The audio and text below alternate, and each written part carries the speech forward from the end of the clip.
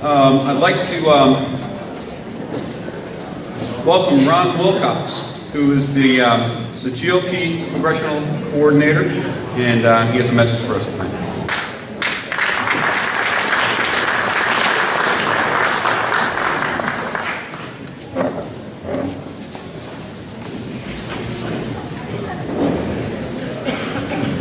I think some of you may be happy to know that I'm going to be the last one to speak. So I'm trying to make this as brief as possible, because I know a lot of you want to hear what the questions that are going to be posed to our potential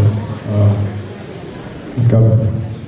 But before I start, I would like to extend a hand to Ann DeNafrene and John Underwood for putting on this wonderful venue. It's really exceptional.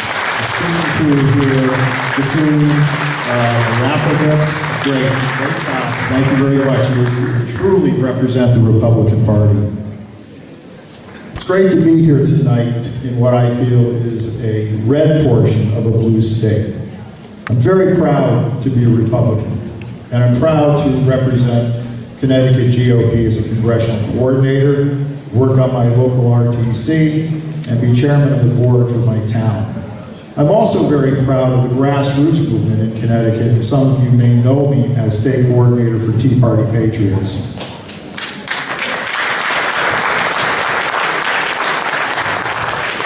One of the things I think is wonderful is I always feel I'm on the right side of right. Our country was built on Republican principles, and it was through these principles that we created what is known as the American dream. We are the party of freedom, individual liberties, and unrestricted opportunities.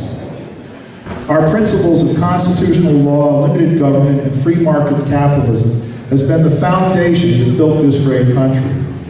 We need to get back to the principles of the Republican Party, upholding the Constitution, limiting government, and promoting free market capitalism. Contrary to popular belief, we are not a democracy. I hear this over and over, but we're not. We are governed by the rule of law, and that law is the Constitution.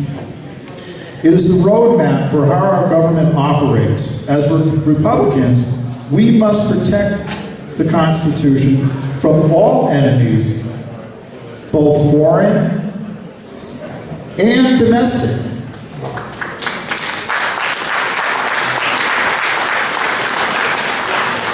As Abraham Lincoln stated, we the people are the rightful masters of both Congress and the courts, not but to overthrow the men who would pervert the Constitution.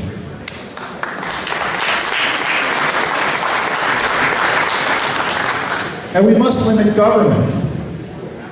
As President Nixon once wrote, the American ideal is that private or individual enterprise should be allowed and encouraged to undertake all functions which it is capable to perform. Only when private enterprise cannot or will not do what needs to be done should the government step in. Not taking place today, is it? In the last 4 years, we have seen the banking industry, the healthcare industry, and General Motors all taken over by the government.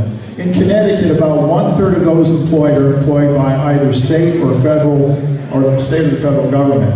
As a once proud state with a booming economy, we have seen business after business leave. We have zero job growth in the last 20 years. Our state has overtaxed and overregulated business to the point we are ranked as one of the most unfriendly states to do business in. I remember growing up in Fairfield County in the 60s, and Fairfield's right next to Bridgeport. Bridgeport was a booming town. It had a wonderful downtown. It was full of department stores and various businesses. We had major industries there. Factories were booming like General Electric, Dictaphone, Bridgeport Machines, Jenkins Valves, and many more. They're all gone now. And downtown Bridgeport looks like a combat zone, all due to over-regulation. And free market capitalism. Does anybody have a problem with making money? No? Well, apparently our government does. What happened to the American dream that if you worked hard, you could prosper? Well, you can't do that in Connecticut. There is no opportunity here. Over the last 2 years, our state had the largest tax increase in our history.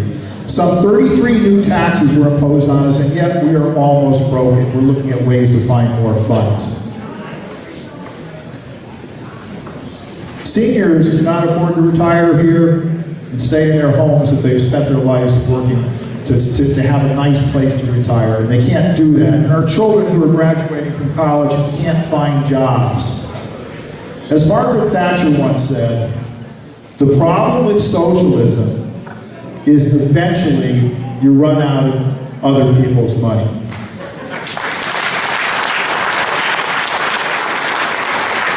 We are at that point now. The one-party system that the Democrat socialist policies have subjugated us to have choked our state to death. And we need to do something about it. Our time is now. We can change this. The wind is at our backs. We have a great opportunity to take back our state. In 2010, Tom Foley lost by less than 1%. If he had just gotten 39 more votes in every town that he won, he'd be our governor now. Think about that. Just 39 more votes in each town he won, and we would have Tom Foley as our governor. And I think things would look a little bit differently than they do now. We are just 5 seats short of taking back the Senate. 5 seats. We can win in 2014. Just take 5 seats. We can win in November.